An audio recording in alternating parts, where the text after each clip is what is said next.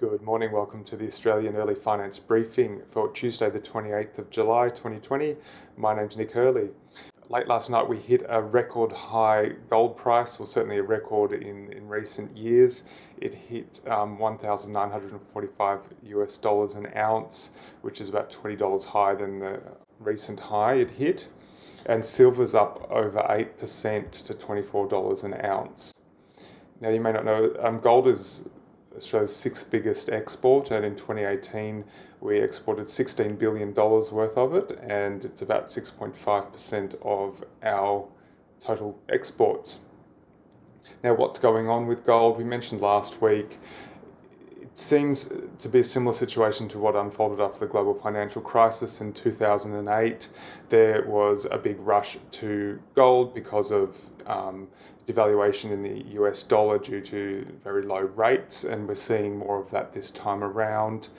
We've got some of the investment banks in the US predicting even higher gold prices. Bank of America has a forecast of $3,000, so that's up another 50% over the next 18 months. And UBS, the Swiss bank, has $2,000 by September. So it's certainly something that's going to be eagerly watched by markets.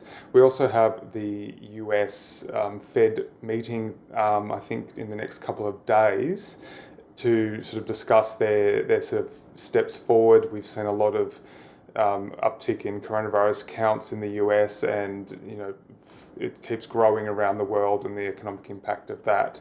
So they could be being even more dovish in their messaging going forward. Things such as yield curve control and those sorts of measures could be proposed.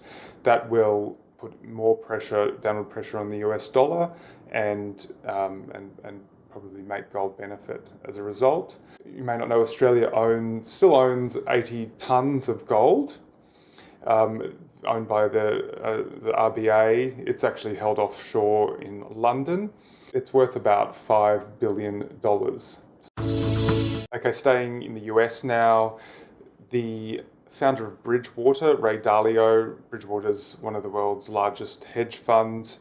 Ray Dalio accurately predicted the sovereign debt crisis in Europe back in 2013, and he's appeared on Fox News in the US saying that there is a real risk of a major decline in the US currency, with one of the big effects being that the impact with China and the trade war. There's a trade war, there's a technology war, there's a geopolitical war, and there could be a capital war, he said.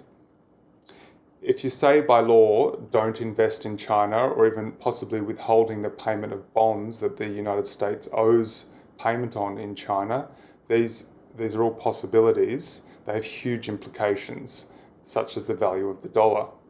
He said the US is already endangering the dollar's stability by being the US's own worst enemy. The things I worry about the most are the soundness of our money. You can't continue to run deficits, sell debt, or print money rather than be productive and sustain that over a period of time.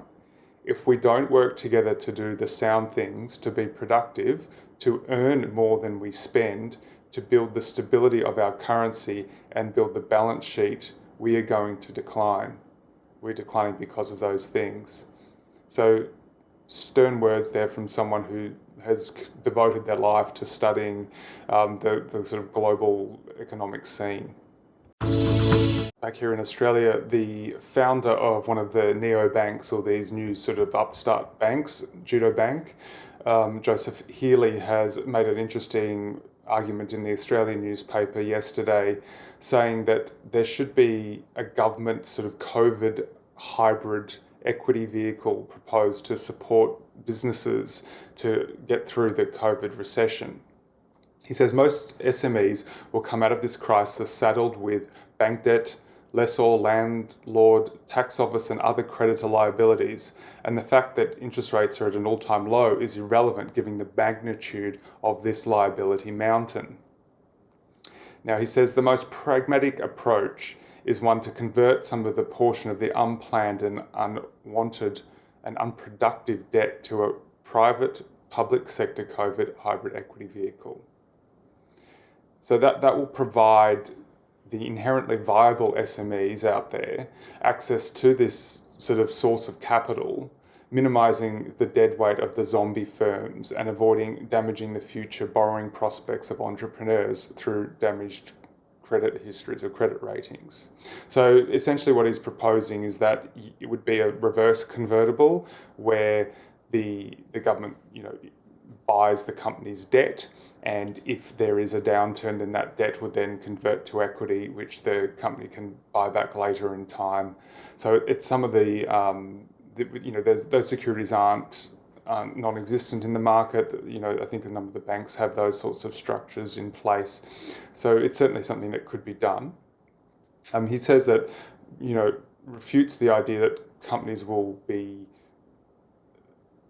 deterred by having the government involved.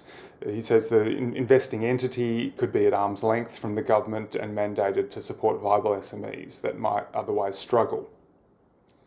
So certainly some interesting ideas there, and something that the Australian economy badly needs is sort of access to credit, particularly away from the big banks, which dominates the debt markets here in Australia.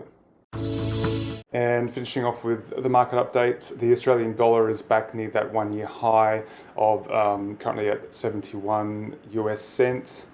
The US market, about 45 minutes after open, is quite positive, with the Nasdaq's up 1%, the S&P up 0.5%. And that is your early finance briefing for Tuesday. Have a great day.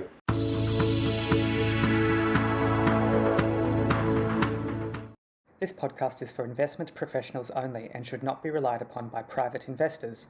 The podcast is provided for informational purposes only and does not constitute financial advice. The values of investments can go up or down, so you may get back less than you initially invest.